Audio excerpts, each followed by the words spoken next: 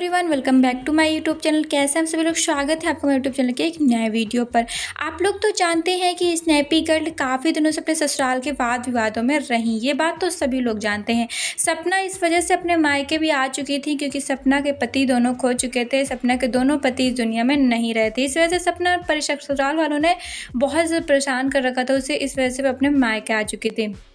लेकिन हाल ही में पता चल रहा है कि सपना जो हमेशा कहा करती थी अपने ब्लॉग में कि कोई भी मेरे ससुराल के मामले में थर्ड पर्सन बात ना करे, मेरा घर बर्बाद करने की कोशिश ना करे।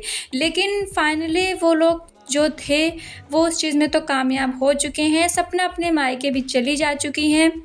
सपना ग्वालियर में रह रही हैं इस समय और रेंट पे रह रही हैं। लेकिन हाल ही में सपना अपने भाई लखन के साथ गई हुई थी, लेकिन आज ही वो लौट कर आई हैं, जिसका ब्लॉग भी उन्होंने अपने यूट्यूब चैनल पर अपलोड किया था कि हाँ, मैं आज अब अपने मतलब ग्वालियर जा रही हूँ वापस। अभी फाइनली तो अपने वो मायके में हैं, लेकिन अब वो ग्वालियर के लिए ज़रूर जाएंगी।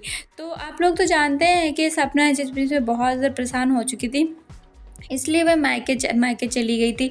लेकिन उनका घर तोड़ने में जो थर्ड पर्सन थे वो तो कामयाब हो चुके हैं, क्योंकि मतलब उन्होंने पूरा घर बर्बाद करके रख दिया। सपना अपने मायके चली गई और ससुराल में अंशु भी अपने गांव चली गई। अंशु अपने गांव में रहने लगी और काफ़ी लोग अंशु को भी कह रहे हैं, काफ़ी लोग अंशु को गलत बोल रहे हैं कि अगर तुम भाभी को इतना ज़्यादा मानती थी तो तुम कह नहीं सकती थी। तो कम से कम उससे तो कुछ मत कहिए, वो बच्ची है, वो उस फैमिली की मेंबर है। अगर वो ये भी कह देती है कि मुझे आपके साथ नहीं, मुझे भाभी के साथ रहना है, तो आज जो लोग ऐसा कह रहे हैं यही कहेंगे कि जो अपने माँ बाप के साथ न रह सकी, भाभी के साथ रहने लगी, आखिर वो लड़की कैसी होगी।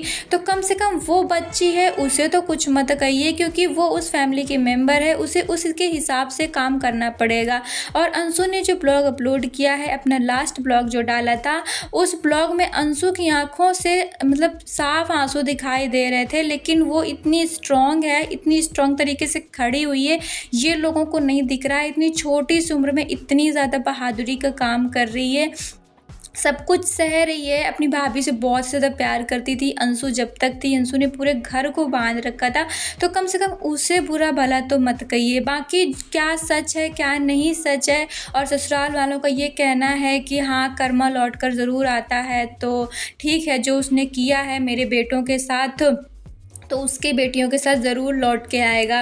तो ये तो किसी को नहीं कहा जा सकता है, क्योंकि वो तो समय बताएगा कि आखिर क्या होने वाला है, क्या नहीं होने वाला है।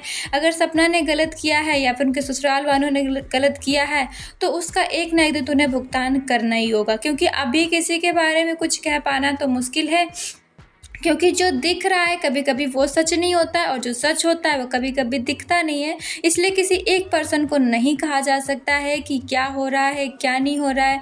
और जो लोग ये कह रहे हैं, जो लोग सपना के फेवर में बात कर रहे हैं, तो जो उनके ससुराल वाले हैं वो रेगुलर उनका कमेंट्स का रिप्लाई कर रहे हैं।